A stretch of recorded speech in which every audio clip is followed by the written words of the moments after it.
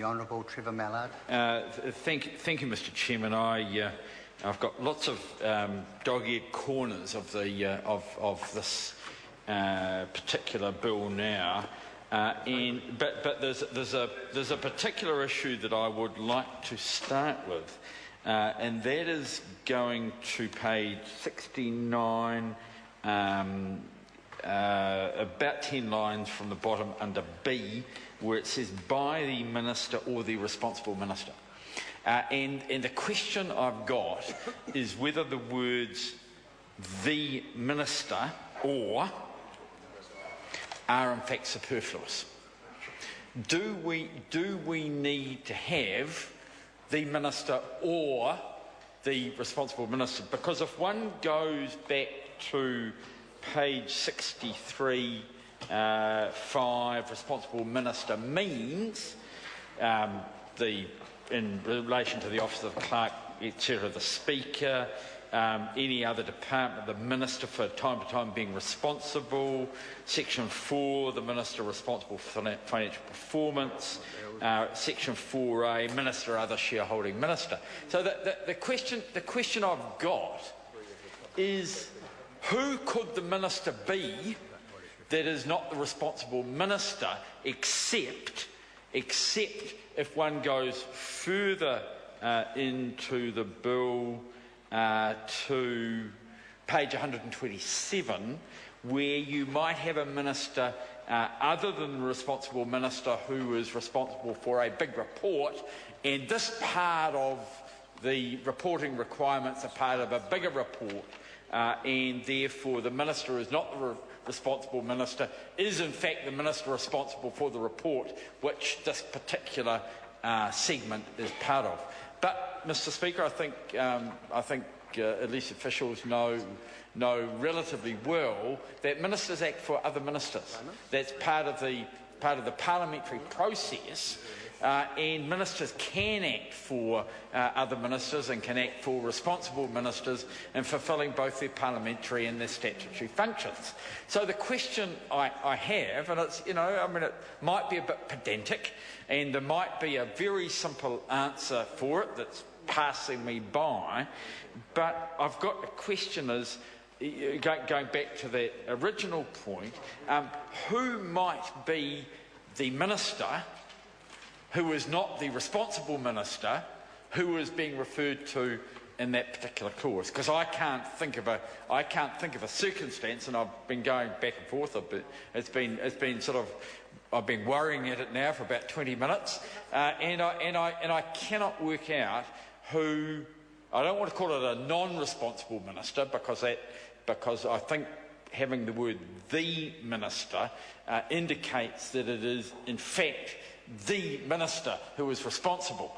But then why do we say or the responsible minister? Why, is it belt and braces, or does it have a particular meaning that adds some value to it? I do want to say that to the minister currently in the chair, that the minister previously in the chair, Nikki Kay, was most helpful with some of the explanations that she gave on these technical points, and no, she was quite good at reading out the responses that were given to her by the officials behind. She didn't know the name of the actual bill, but that didn't matter that much. But I would be interested in a response from the Minister on this. In fact, I'd be interested in a response from any government member. I think we could have a bit of an exemption if Mr Ryle, who used to be responsible for these areas, is across the detail about the difference between the Minister and the responsible Minister and the added value. I would, in fact, I'd sort of be prepared to wager quite a lot that he'd be more across it than the current Minister in charge of the bill, or the Minister who's currently sitting in the chair. If anyone knew the difference between the Minister and the responsible Minister in this particular context, then I'd say, other than the officials, it's likely to be Mr Ryle. The next question I'd like to ask is whether anything should be read into the last couple of lines on page 117, where there appears to be an exclusion for the intelligence, Mr. Chairman, Trevor Mallard, to an intelligence and security department, and the question that I sort of goes with that is whether an intelligence and security department is defined within this legislation. I have been looking for it, and I can't find a definition of an intelligence and security department. And I think the one thing that we've learned in recent weeks is that there's been a bit of bouncing around as to what these different agencies do and how they work and how they interrelate to each other. Is, for example, the Ministry of Defence an intelligence or security department for the purposes of this Act? Is the Defence... Do we still have a Defence Force as opposed to a Ministry of Defence? Is the Defence Force a security or intelligence department? Are the police? Is the police an intelligence or security department? Sorry, it's not? It is. It's in the Act. I'm sorry, I did look for it in the Act. Mr. Hayes says it's in the Act. Can he tell me which section of the section of the Act, Mr. Hayes? Mr. Hayes grunted that it's in the Act, but he appears not to be able to point out the particular section. Well, I assume that it's in the Public Finance Act. That's the Act to which we are currently referring, and if it is, that's good. And if it's not, or if there's something, just forgive me for being suspicious. Okay.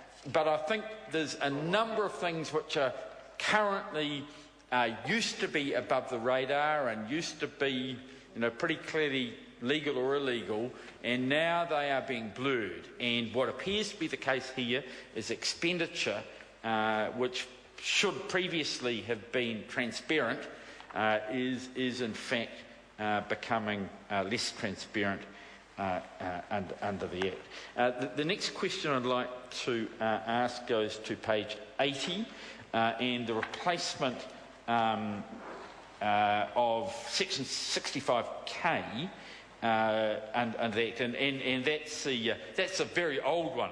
The Crown must not lend money except under statute.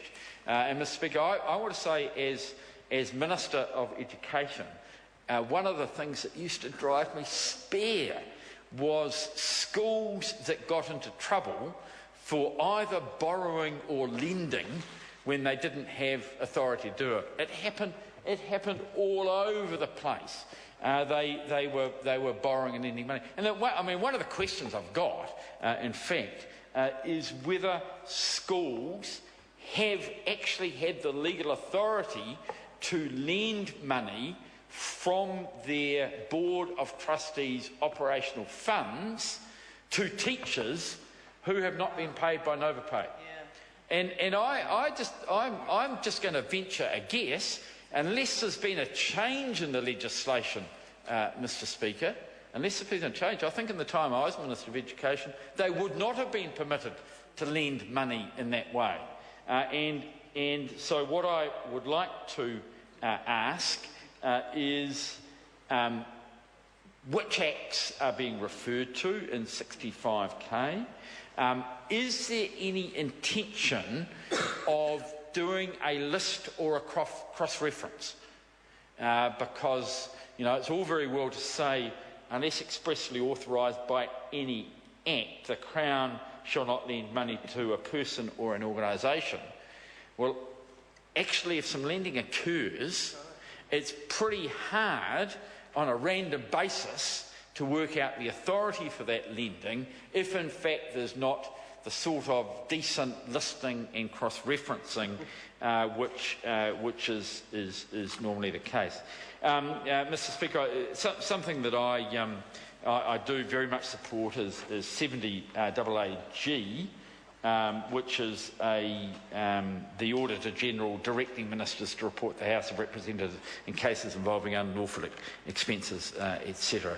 Now, I have some experience in this area. I had the unfortunate experience back when I was a member for Hamilton West of chairing the Maori Affairs Committee when we were doing the supplementary estimates to the supplementary estimates to the supplement to the supplement to the supplement. I think we had about 7 levels of it. I get a slightly knowing nod from the officials bench as to the problems that we had sometimes getting the appropriations right. Chris Hipkins. Thank you very much, Mr. Chair. I'm happy. This is the first opportunity I've had to take a call on the state sector and public finance reform bill, and happy to make a few observations.